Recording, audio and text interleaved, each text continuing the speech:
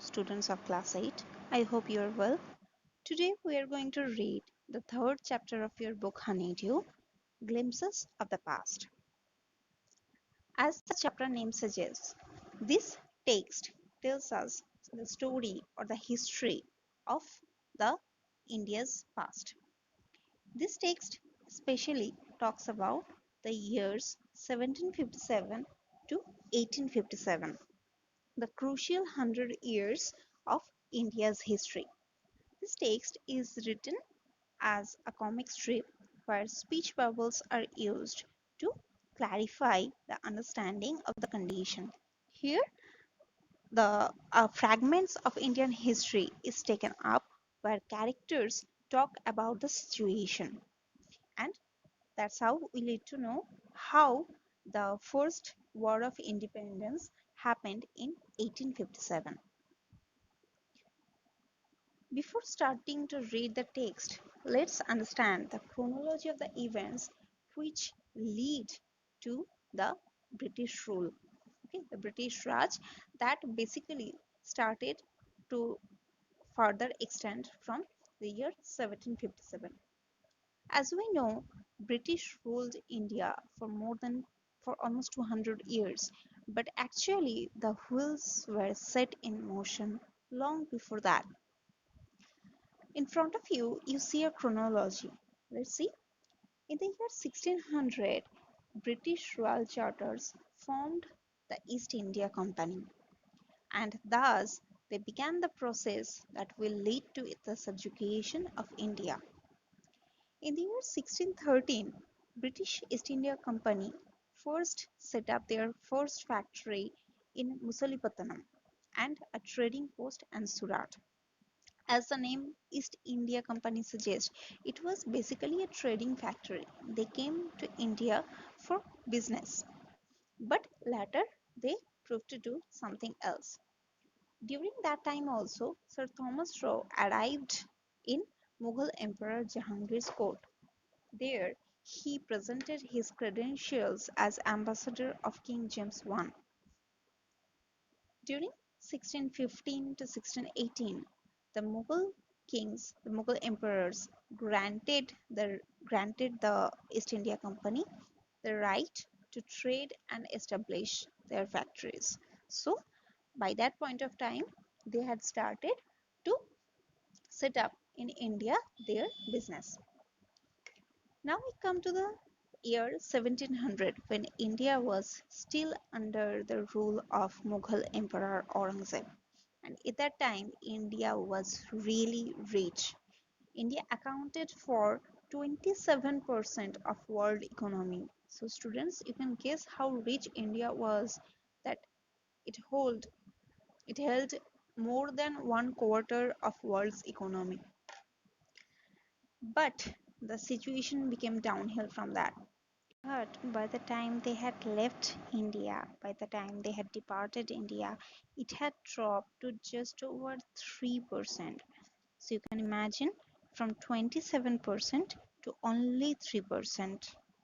During 1739, India, especially Delhi, was brutally sacked, brutally looted by the Persian king Nadir Shah.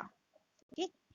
In that time, Nadir Shah attacked Delhi and had stolen all of its treasures.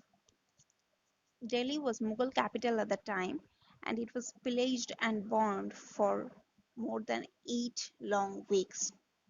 All the glorious contents of the Mughal treasury, gold, silver, jewels, and that worth more than 500 million rupees were seized, were looted, along with the entire content of imperial treasury. So all the treasury which held all the taxes from all over India, all of these were looted, along with the famous peacock throne. Okay, and at that time, not only that, it didn't end only there. So many people died. More than 50,000 people died, and it was told that Nadir Shah benefited so much from this looting that for the next 3 years, none of the citizens of Persia paid any tax. all taxes were eliminated for the next 3 years. So there we see that after that time, so India was in a state of anarchy. What is anarchy? A state where no ruler or no government is there. So as you can see that India still is, but then it was even a bigger country, and all the provinces, all the rulers of the provinces started fighting among each other for control and power. Okay, and some of them were very nearsighted, so they asked the help of East India Company, they asked the help of British people. They thought that they would use British people, the strength of British people, to gain their own end, but actually they ended up being used. So that's how that led to the famous Battle of Plassey during on the year 1757, when Robert Clive defeated Nawab Siraj-Dowlah. Okay, Siraj-Dowlah's own one of his closest nobles, Mir Jafar, he betrayed Siraj-Dowlah in the hope that he would be made Nawab. And Robert Clive, he defeated Siraj-Dowlah, who was the Nawab of Bengal back then. Bengal was the richest province of India at that time. After Robert Clive won, he transferred all the contents of Nawab's treasury, which was 2.5 million pounds on that time. Today it is like 250 million pounds in today's money. Okay, and he transferred this entire money to England as a spoils of conquest. So you can imagine that the end of India had already begun by that time. Now let's start reading the chapter. In the first, this chapter is divided in many sections. We will only read the first three sections today. In the first section, we see it's a modern day scenario after independence, and here we see the famous singer Lata Mangeshkar, who is singing a song. Can you guess the song? It is actually a very famous Hindi song. Oh my countryman, let your eyes fill with tears as you recall the sacrifices of Indian martyrs. Yes, you were right. ऐ मेरे वतन की लोगों, जरा आँख में भर लो पानी. And here we see the martyrs, the people who bravely sacrificed their life for India's independence. There are numerous of them. We see some of the pictures. Rani Lakshmi Bai from Jhansi, Bhagat Singh, Subhash Chandra Bose, Mahatma Gandhi, Jawaharlal Nehru, and many, many others. At the left side, you see a rough sketch of India's map. And here, this map shows the British territory and India territory during on the year 1765. You can see that only a small part of India, especially the three states, Bengal, Bihar, and Odisha, these three states were at that time ruled by British. So, what was the story behind that? During the on the year 1765, it was then the last one of the last Mughal emperors, Shah Alam II, was on the throne, and he was very weakened. As we know that the last strong Mughal emperor was Aurangzeb. After that, Mughal emperor came downhill, and this emperor Shah Alam II, he was forced by the British to issue a Diwani which replaced his own revenue officials in the provinces of Bengal, Bihar, and Odisha with the companies.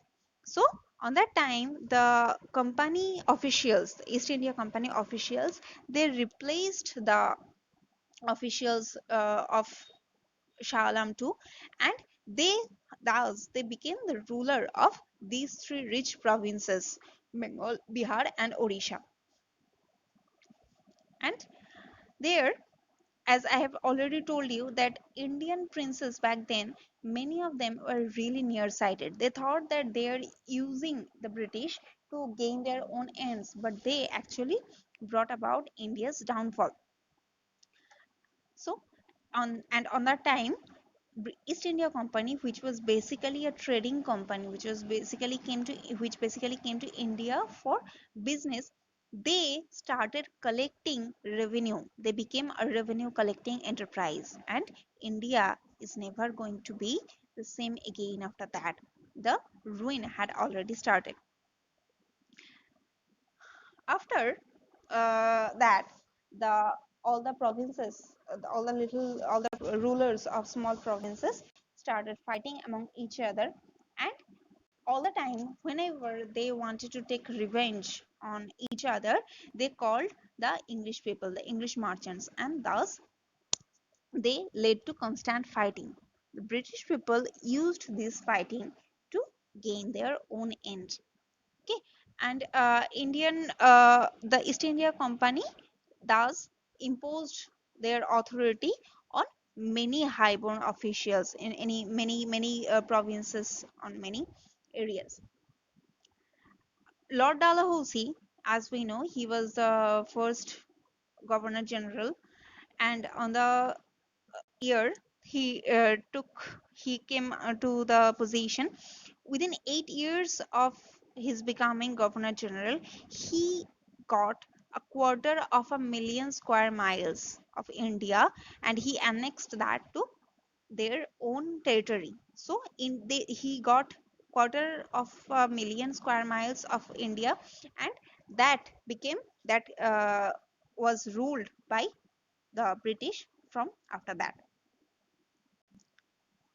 The rivalries helped the East India Company, and it could easily subdue Indian princes one by one. So, Indian princes were subdued by the British. So, as I have already told you, I have given you one instance of the Battle of Palasi, where the Nawab Siraj-Dowlah was defeated by Robert Clive with the help of his own nobleman Mir Jafar. So Mir Jafar was made Nawab as promised, but as you can guess, he had no power at all. He was Nawab by only by name, but all the money, all the power, all the control belonged to the British people. But obviously, not all of them, not all the not all the province rulers were like that. Some of them, like Tipu Sultan and his father Hyder Ali, was different. In the year 1767, the first Anglo-Mysore war happened, where when the Hyder Ali of Mysore defeated the combined armies of East India Company, the Marathas and the Nizam of Hyderabad. So the Marathas and the Nizam of Hyderabad, they joined forces with East India Company to defeat Hyder Ali of Mysore. But in that time, Hyder Ali was so powerful that he defeated all three of them. Later, in the year of 1781, Hyder Ali's son Tipu Sultan, he again defeated the British forces.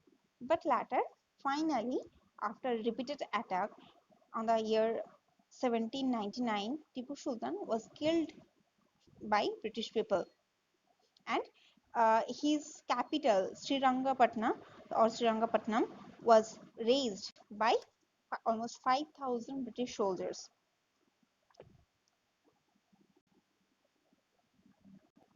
Now, after India came under the rule of British people, how did the Indians react?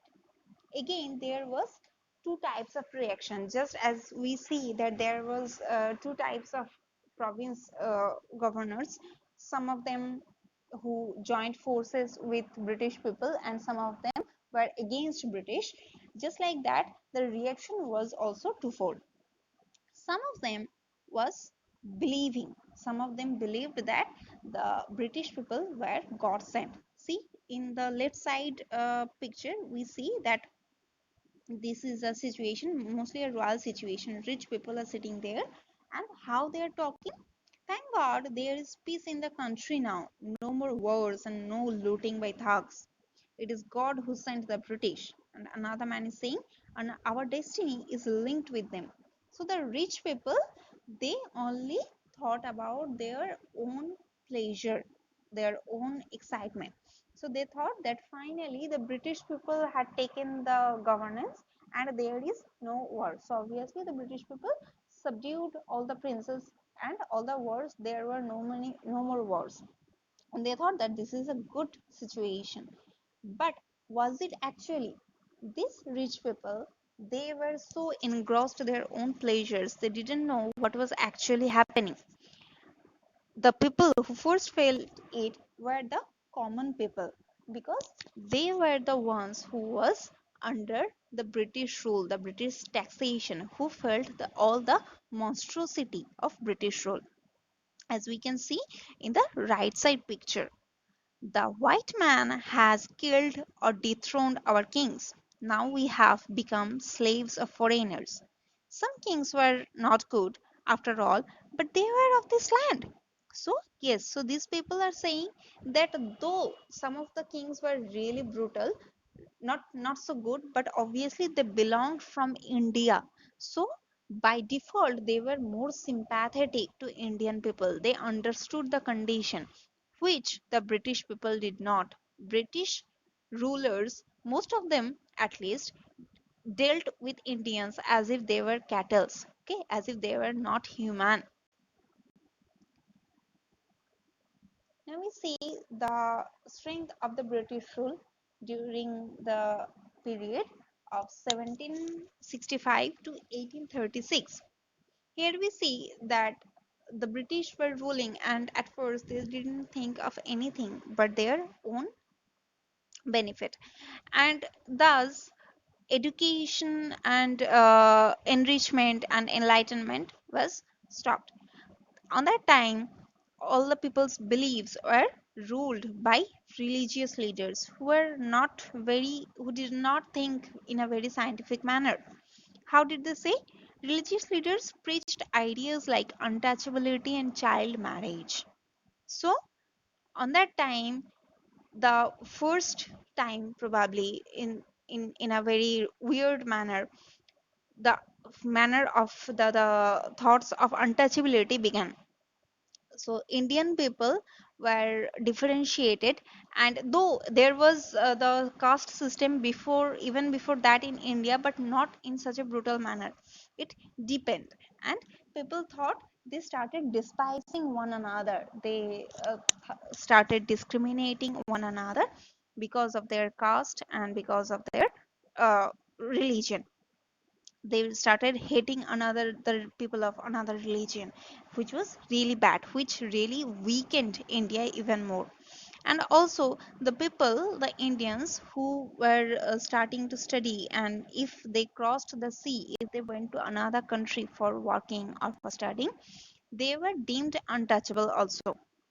And child marriage, which was a curse of India at that time. Small girls and small boys, they got married, and most of the time it was especially bad for young girls, as many of the girls they got married to people, they got married to men who were older, okay, who were really really old. And most of the time we had seen that after even a 10-year girl was getting married with 70 or 80 years old man, and she got married within, suppose, a few year of her marriage.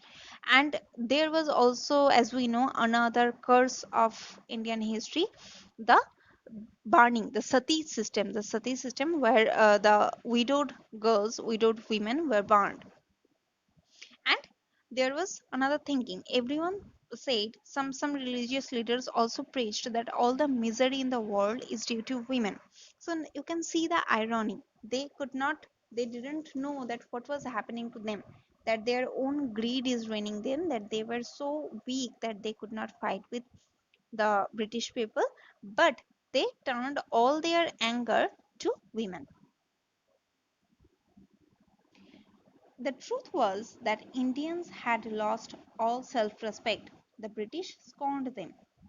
So, Indian, they became the lackeys of British. They didn't have any self respect, they didn't have any confidence, most of them at least. And that is how, obviously, no one believes or no one trusts, no one respects someone who cannot respect themselves. In the left side, we see a comic strip a picture where two British people are talking among each other, two British officials. One of them is saying, the natives are unworthy of trust, incapable of honesty.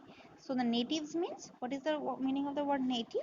The original people, the aboriginals of India, the real living people of India. And this person who has came from another country, who was looting India, he is saying that natives, the Indians, are unworthy of trust and they could not be honest, when in reality they themselves were not honest. But even more pathetic than that, we see another character who is clearly Indian standing before this man, and he's saying, true, your honor, but I am honest. So this man, who was an Indian, he is not defending his brothers, he is not defending other Indians, he is agreeing to the fact, he is agreeing that yes, Indians are not good, Indians, the natives, they are unworthy of trust, they are dishonest, but I am honest. So thus he is trying to flatter, the British and become and trying to assert his own position. In the right side, we see that how the British people terrorized India. They, the rich people, were safe in their own bubble, but how they terrorized the poor people, the farmers. Being merchants, the British wanted quick profits. Their heavy taxes forced farmers to abandon their fields. So they not only they started rule India, their motive was to gain, what to squeeze India of all its riches, of its all of its money. So what did they do? They even tortured poor people, all the farmers. They pushed upon them so many taxes that they could not do anything. The farmers, they were forced to abandon their fields. They sold all their fields. They could not do anything. See, here we see that one poor farmer, he is saying that your men are taking all my crop. So he has worked so much, he has struggled so much to raise crops. He farmed, he sacrificed all his time, but now he can't get any of his own crop, not to eat, not to sell. All the British people are taking all of it. But still, we see in the right side, the British official is saying, you are still in arrears. If you don't pay next week, I will send you to jail. So what is the meaning of the word arrears? It means left, still left. He is saying that your tax, you haven't paid your tax is still due, and if you do not pay, so it doesn't matter that he is taking all these man's works. Okay, he is taking everything from this man, and still he is taking, saying that you still have to pay more money, and if you don't pay within next week, I will send you to jail. So you can guess what would this poor farmer do. Either he will borrow money from someone, which will put him into more and more debt, and probably he will starve, he and his family will starve. Most of the farmers even committed suicide on that time. Still, the British invented other methods which gave them more profits. So there is thing, India was attacked and ruled by many people, many countries, okay, by Mughals, by French people, but most of them came to India and tried to make India their own.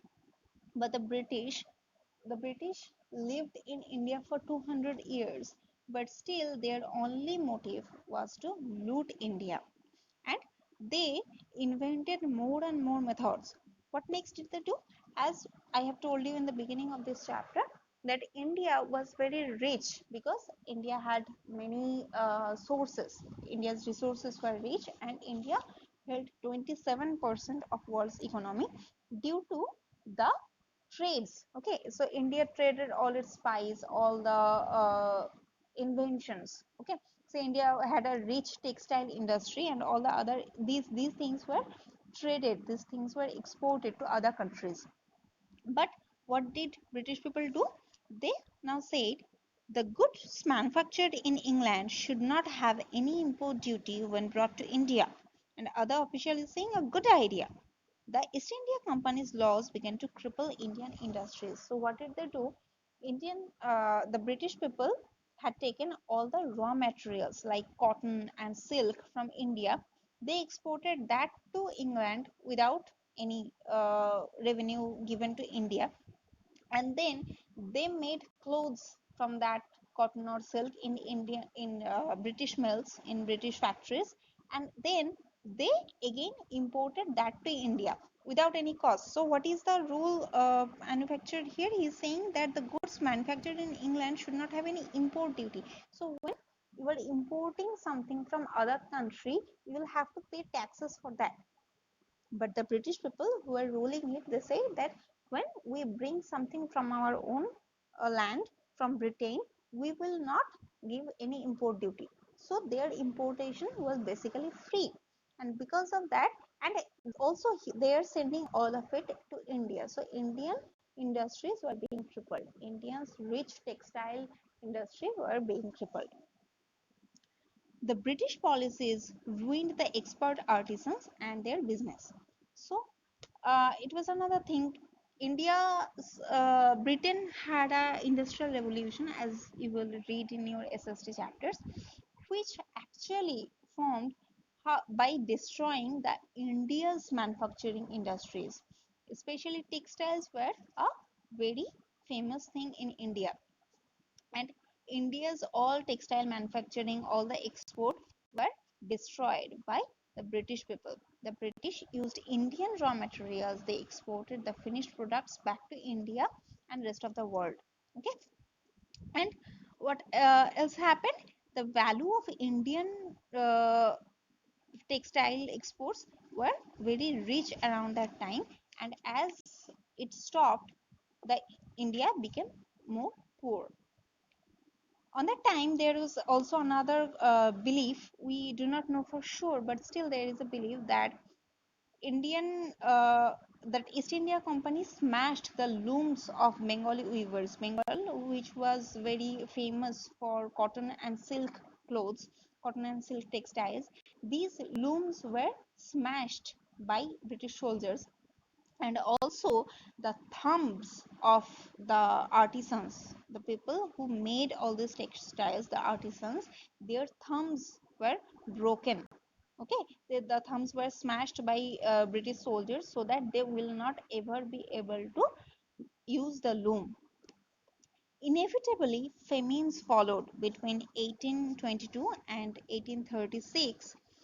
The 15 lakh Indians died of starvation. As you can safely guess that all the industries were ruined.